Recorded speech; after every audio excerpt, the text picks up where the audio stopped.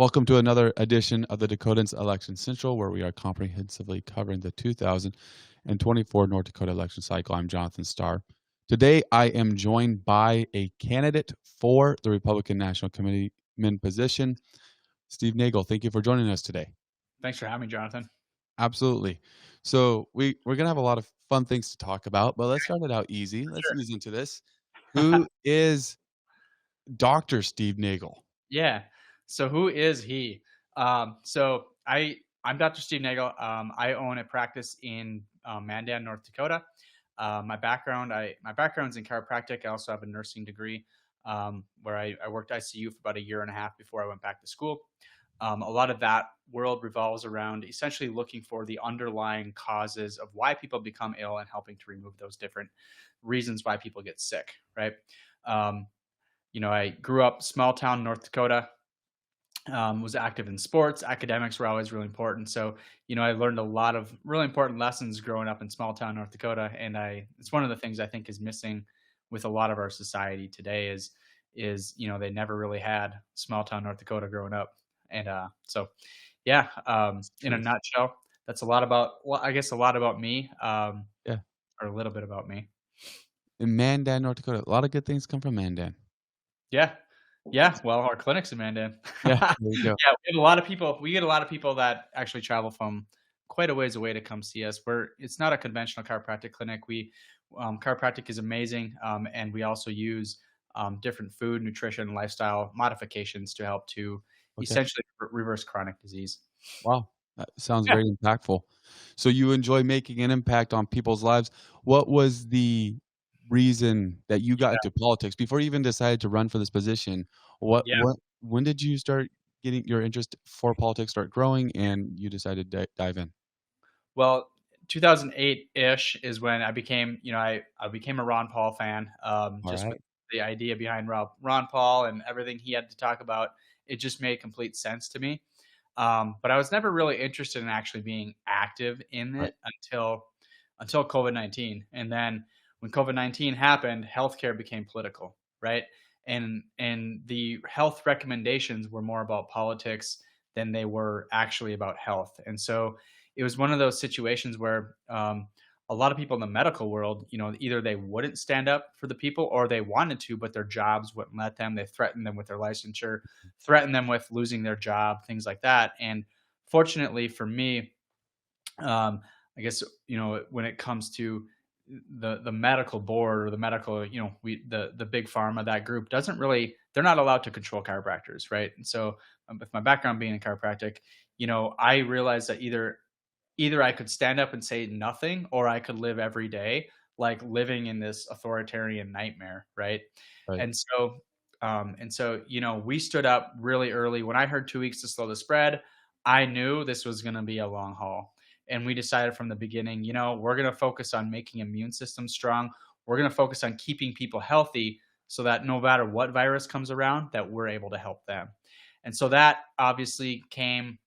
Next thing up was, the legislative session. So, there's showing up there for some of the health freedom bills is where I started to get involved, but there was obviously a lot of other things that I'm interested in as well. So it just kind of became more and more of, looking at things and conclusively and coming to the point where, you know, it, there's a saying by Bob Marley that says, the good, if the good, the good, the bad people in the world never take a day off. Why should I? Right. And so it's just kind of drawn me more and more in through what we do. I got the opportunity to be on a radio show on KFYR radio, and so that went from being mostly about health to being about the politics around COVID, and then now it's a lot more politics than it is like health. Although I'd like to see that Wow. shift back. Um, That's just with how the dynamics of the show has changed. But that being said, so that's where I guess kind of got me to where I am today. right. But that shows indicative of what everything is becoming nowadays. Everything's political. It doesn't Yeah. matter what you do anymore. It's political. Yep. Yeah. Health it seems like it'd be one of those protected areas that's just we care about people. But obviously, you're saying that some of that was forced on by government during COVID. So obviously, that's where you kinda got more deeply interested and invested in politics kinda got pushed in your direction, Yeah. but now you're going and actively becoming involved in a whole on a whole different level. Yes. Where did this decision to run for the Republican National Committeeman come from? Yeah. So it's been a conversation that's come up a few times in the past, and with I think as Republicans, as someone that's very conservative minded, I think that um, it's pretty blatant that like the RNC has not been doing its job, right? And so that's kind of where you start to look at, hey, well, where does all this come from? Like, why don't any of these people with an R behind their name? Why do so many of them like not take a stand for us? Like, where were they? And so the Yeah, more I got to thinking about it, the more I thought about, well, those policies, a lot of that comes from the Republican National Committee, what they're standing for, the people they get behind, and just how that whole thing runs. And I think, the lack of a voice on the conservative side, you ask an average person that's walking down the street and you ask them what a Republican is, and what kind of answer are you going to get? You know, you go right. to college campuses, you get, and it's almost never a good thing. Yeah, So we have a major messaging problem. And so I think if we can, that's why I want to, that's why one of the big reasons I want to get involved is because I believe that the messaging needs to be different than what we're doing today. absolutely. You know, I think it's interesting. We asked a different candidate, and it was part of what he runs off of, in his race. But is he a conservative first or is he Republican first? And I'll ask you the same question. I think it's an interesting one. Wh- Yeah. What makes you a Republican, or does it just happen that that's what you most closely identify with? Yeah, I would say if you had to ask me, I stand very strongly for conservative principles, and that is a really great question, right? And so I think to some extent, we talk about regardless of whether you're running, if you're, somebody's when we look at who's winning, right? It's either going to be a Democrat or it's going to be a Republican in our polarized world today. And Right. so I align very much with Republican principles. If you look at the North Dakota platform, I align with, but I'm not even 100% sure that the RNC has an official full on platform of Oh, everything they stand for. And the fact that most of us don't know that, right? That like yeah. we don't know if they do or not, even though we might be considering ourselves Republican. It basically makes sense where, that they're very wishy washy on their stances. Right. Right. That's very true. So before we jump into your platform and the issues that you stand for and some of the things that you're wanting to complete, you've already talked a little bit about messaging, making sure that's carried out a little bit better. What is this position? Because I think to some of our viewers, they might be like, well, I mean, I've heard of the position, but what is it? Why is that important? Why is there somebody that's actually running for this? So tell us a little about the committeeman position. Yeah, so the Republican National Committee is mainly, we look at the fundraising wing of the on a national level, as well as it determines somewhat where the policies go and essentially what we're getting behind and just a lot of the direction of the Republican Party. And so North Dakota gets three positions, just like every other state in the country, and there's a few other positions as well. So there's the National Committee man, the National Committee woman, which is Lori Hance. I think probably all know who Lori is, and so she's running uncontested this year. And then Sandy Sanford, which is the state chair of the state GOP. So those three positions are all basically all get together with the other three positions from all of the other states around the country, and basically get together and start to work on the policies and the platform and that sort of thing. Wow. Big So plan. right. So basically what the delegates at the convention are voting for is not just a spokesperson or something like that, but literally they're voting for their piece in how the Republican National Party is going to be shaped. Correct. Yep. So Yep. it's And that's yeah. So and it's kind of, I mean, for North Dakota, we're relatively well represented based upon numbers because we are a small state, but we have just right. like a just like a constitutional republic should be, we have equal representation. Absolutely. So very important thing for people as they go to the convention in April, to understand what they're voting for and who they're voting for. All Yeah. right, so let's talk about your platform specifically. What are some of the key issues that are part of your platform? So I mentioned one of them, right, already, that I believe that Republican Party needs to grow a backbone, and in order to do that, they need leadership with a backbone that's willing to take a stand, right? Where were when we had an entire, half the country, or probably way more than that, asking how far are we going to let these shutdowns go, right? How far are we going to let these people go? Where was the Republican Party? Where were they standing up? You had your Rand Paul, you had your Thomas Massey. They took a stand. They were willing to speak up. They did what they could, but most of the time they were in echo chambers, because the Republican counterparts were doing whatever the Democrats were doing, or they were afraid to speak up. Or in North Dakota wise, we used the threat of loss of federal funding to basically say, well, we can't do any of this. And so that's one of the things I think we need people that are willing to take a strong stance on things, in a way that doesn't necessarily repel people, right? That attracts people instead of repels people. Because I think a lot of what happens when we think conservatively is that the media gets a hold of it and they twist it around into something it's not. And if we can't own that conversation in a way that doesn't let them tear us down, I think it's going to be an uphill battle. I mean, it is already with how media is today. But that being said, I think we could do a lot better job speaking up. Absolutely. It's an interesting point, and you bring up the loss of federal funding. This is something that, I mean, you hear it so much. Uh, how important is this federal funding that North Dakota gets to the point that we'd be willing to lose some of our core values of who we are? I think that's a really legitimate question to ask every servant that we have in the state, because, that is the question, right? So how much federal funding, like you said, how many constitutional freedoms and rights and liberties are we willing to give up so that we can get a bigger piece of the pie, right? We have so many politicians that come back and say, well, we got this money for our state, right? Well, if we weren't paying so stinking many taxes, we wouldn't need that money back, right? It's stuff that we paid in anyways. Absolutely.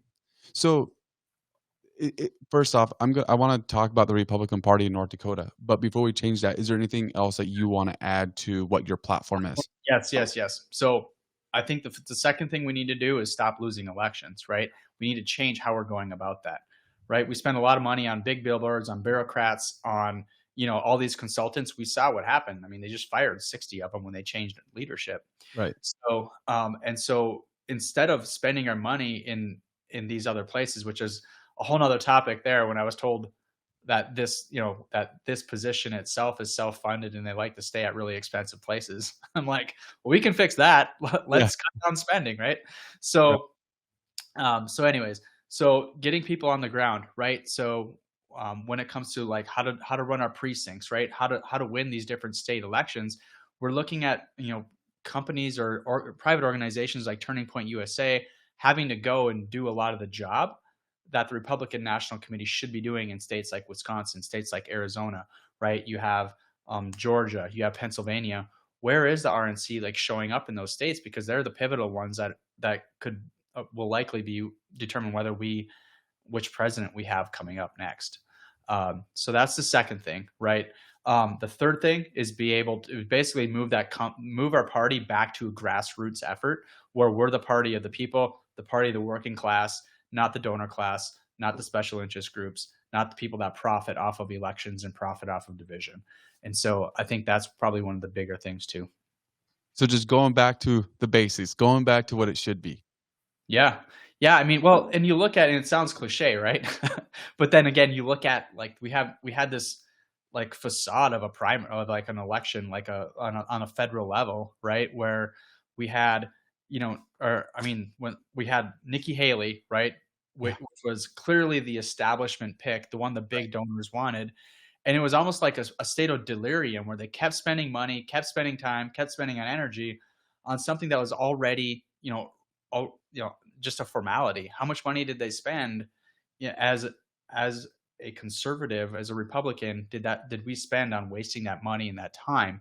And yet at the same time, you would think that if we were planning, I mean, we have the most senile president we've ever had, like ever, in Mhm. the Oval Office, and the left is so in line and on the same page that they never even ran a candidate against him. There was that he's been the guy from number one. That's not right. Like I'm not saying that that's a good thing, but at the same time, when the writing is on the wall and this whole thing is over, like let's just look forward to what we like to the next thing. Right. Absolutely. You bring up something interesting too in one of your first points, and that was during COVID, how the Republicans, there was a couple that stood up, but mostly the Republicans fell in line. And that was under Republican leadership. And I know that Trump spoke very strongly and stuff. And I don't remember what all the numbers were in the House and Senate. And I understand that plays a great factor into some of the things that go down. But there was a Republican president, and there was a lot of things that were done that not everyone was a fan of. So that's a really interesting thing and important for the Republican National Committee to kind of get refocused there, for sure. We need better discernment when stuff like this happens. Like as a nation in general, better discernment. Like what's the agenda behind this? What are they like? Why are they doing what they're doing? Why are they acting all crazy at things that don't make sense? Changing their mind every 2 weeks, right? That Right. masks work, masks don't work. Like that when we look at in order to instill control of people, you have to create chaos and disorder, right? When you can use chaos and disorder to your advantage to say, oh, this is we need to go and take more control of this because we need to put this in order. But they never give that freedom back, right? It's always little by little more incremental. Right. And we saw with how the weaponization of our government, right? Like where was the I mean the Republicans are trying to do something about it at this point, with a few of them anyways, with the Committee for the Weaponization of the US Government. But at the same time, it's you have to start to wonder, like, when are we all as a group going to try to put a stop to this? Absolutely. So moving to North Dakota, Mhm. what are your thoughts on the Republican Party? And let me preface it with this. There's been a lot of change that's gone on in the last Yeah, 8 there months has. maybe now. We changed state ch the Republican changed their chair, from Perry Schaefer to Sandy Sanford, Yep. and now all the elected officials are swapping seats and everything else. The senator race will stay stable, but the House and governorship will be moving around. Is the Republican, Party stable right now? Is North Dakota politics stable right now? Is this just what we should expect? Is this business as usual? What's going on? I think what you're seeing is a changing of the guard, and that the younger people that are maybe tired of everything happening in this. I think the group of people that is just fed up with everything that's been going on in the last 3 years of our world today, our country, all Mhm. these sort of things. I think it's a lot bigger than what maybe the people that are stepping away than what they think it is, right? I've heard that they'll say that there's a small minority that have taken over the Republican Party, and yet, my first meeting that I ever went to, there was 7 people at the meeting, right? The next one I went to, there was like 30 plus, and they're like, "Well, we're used to not only like nobody showing up for these district meetings, but Right. now people are showing up, they're paying attention." And you know, you hear some different things that both sides want to um, try to say, well, what's wrong with the other party? My question is, well, where do we all get along, right? Number one, and what do we have to do? When what has to change for us to start getting along again? Right. You know, and I do believe the basics of the platform, that a lot of us do have a lot of the basic of the at least the statewide party platform when it comes to maybe the idea of being conservative, right? Meaning low spending, right? Family values, a lot of the different values that we have, and yet, you know, the people that have been around for a long time, they're upset because I believe they're upset because there may be few people in the grassroots movement that, due to an extreme amount of frustration with what's happening in our Capitol building, that they've become angry. So they send angry emails or things like that, which maybe there's better ways to do that, yes. Yep. And yet on the other side, I think, and I've been actually asked by a few different people that we would consider on the establishment end of the Republican Party. And one of the things they would always say, like, what I said, like on our side, that needs to change is that, or on their side that needs to change, is that we're just tired of people saying one thing to get elected, or saying something publicly and then doing something completely different. You know, when your voting record is more like a Democrat than it is a Republican, but you're not a Republican, or just because you paid your dues for 9 years doesn't mean that you're a Republican. Because I've heard that too. Yeah. It brings up a really interesting discussion. We have term limits. We love to mention term limits on here. I don't know how I feel about term limits, by the way. I'm mixed on that one, to be Yeah. honest with you. I'll be honest, I don't love the 8-year limit. I wish it was longer, but it's really gonna create a lot of, change in North Dakota next cycle.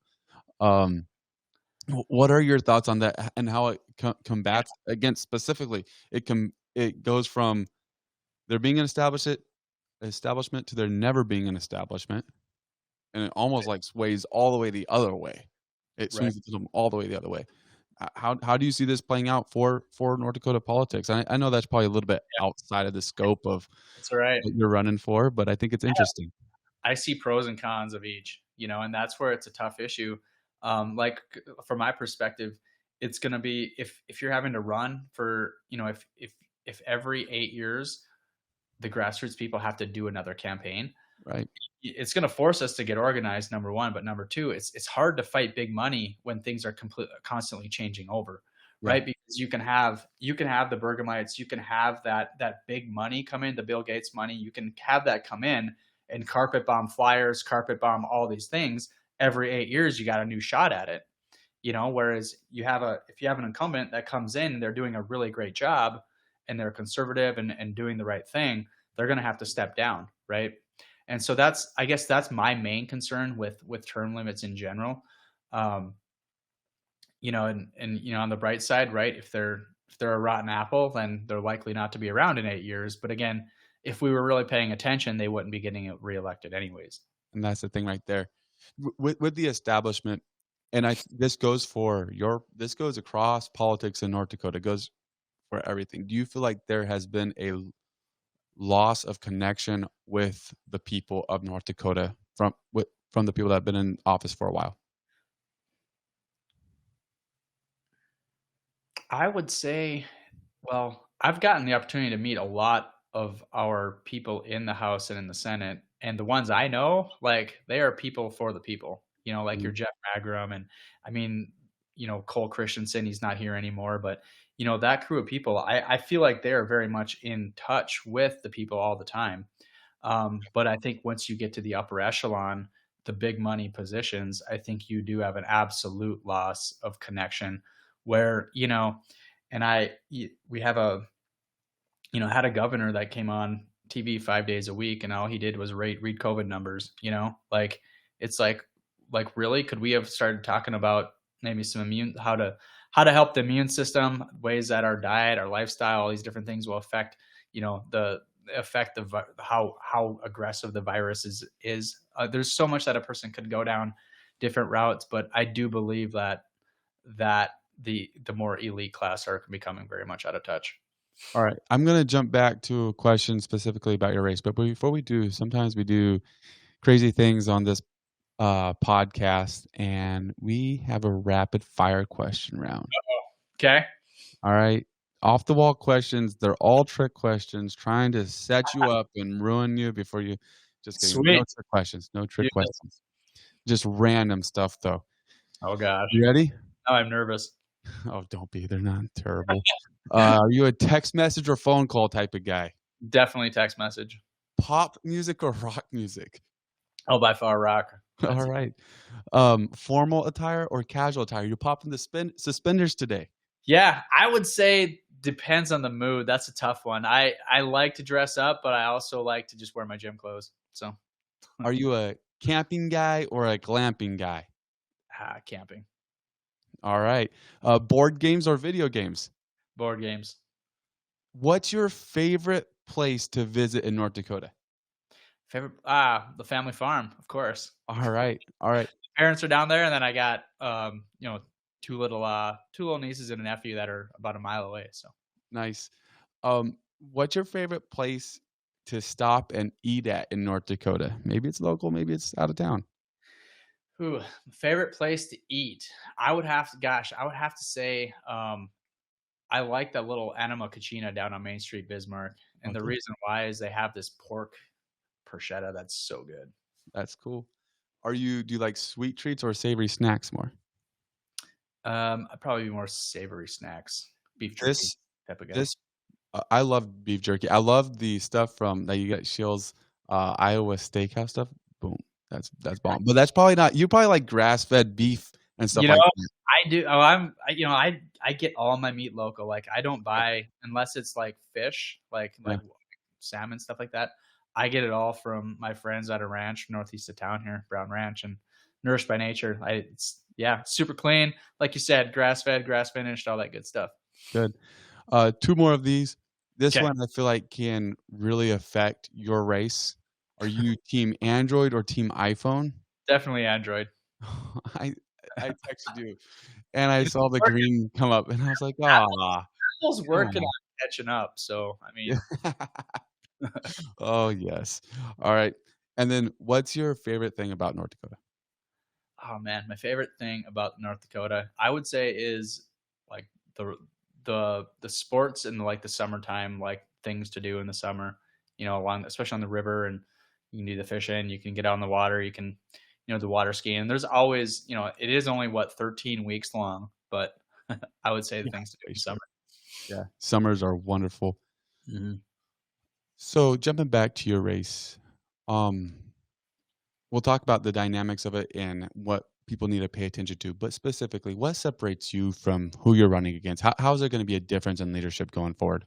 Yeah, I think the biggest difference is that I have no problems taking a stand. I've done it for 10, 15 years now, but over the last 3 years I've realized that we need people that are willing to lead, right? Our whole state was looking for somebody to be a leader for them, and there was so few doctors, so few practitioners, so few people actually standing up for the people, and so I become used to it, right? I can take the arrows, and I do believe that the Republican National Committee needs some solid people with solid voices, and I don't think we're currently getting that. I think a lot of what's done is more so, um, maybe you know maybe just not willing to actually say how we really believe and how we really feel. Absolutely. Goes back to maybe that establishment just in love with the position? And yeah, and basically, I'm definitely so far from a lifetime politician, right? And so, this is my first shot at anything like this. But you look at, we've my opponent's been there for 8 years. There's a lot of talk in that world about, basically the big donor class and things like that. And so, when we start to look at um, the recent changes over even the last couple of months, right? We have Ronna McDaniels, which was asked she was asked to step down. She ended up stepping down because they just weren't getting the job done. My opponent had actually signed on to an endorsement letter for her at the last time she was elected. Was signed on to that before any other candidates had even announced. Even though I know there's plenty of North Dakotans emailing our chair, our committee woman, she was receiving a massive amount of emails in support of somebody else. And so I think that's one of the reasons too. She's gone, right? Within a week, they have new leadership that goes in and fires 60 of their bureaucrats, 60 of their other upper level people. If we're the party for small government, like how does our organizing branch like have a bunch of bureaucratic bloat, right? Like how can we remedy that, right? When we think or in our minds of, oh, it's okay for us to have a bunch of bloat, but we're going to tell the rest of the world that we need to run efficiently and all these and have small government. I think that's hypocritical. You're right on. You look at the debt and you see it, Yeah. in my opinion. We spend a lot. We go and we try to throw the blame on other people, but Republican Party spends a lot of money. Yeah. And so we're looking, obviously there is huge shifts within the RNC itself right now already happening, and I intend to be part of that because I think the new ideas that are coming in, I think I can be very helpful in moving that forward. Absolutely. So how can somebody support you? This isn't a general election thing. This Yeah. isn't even a primary. How does Yeah. someone support you? So, if you're a current delegate already, obviously, I would be honored for your vote when it comes to April 5th is the election, and the election is actually at the state convention on April 5th. The convention is April 5th and 6th. If you're not yet a delegate and you're listening to this and you're conservative minded, you want to come support me, what a person would need to do is by the 21st of March, you'd have to call your district chair and find out if there's room for to become a delegate in the district itself, and if so, make sure your dues are paid and get set up for the convention itself. And so that's pretty much what you would need to do, and then just show up and cheer and take part in the convention itself, which I'm sure it's going to be a good time. So Yeah. And and to somebody's that saying my district already is full of delegates, you'd be surprised at how many districts are short delegates. correct. A lot of people are dropping out because of the travel to Fargo, because of the cost associated. There's just a lot of challenges this year. I know it's and the thing is, I know like a lot of my people, they're calving right now. Like they're starting to get in the and Okay. it's tough to get away. If they're up all night calving, Right. it's tough to be able to leave that because I mean you lose one calf or two calves, like even just one, it's a huge hit. Yeah. Absolutely.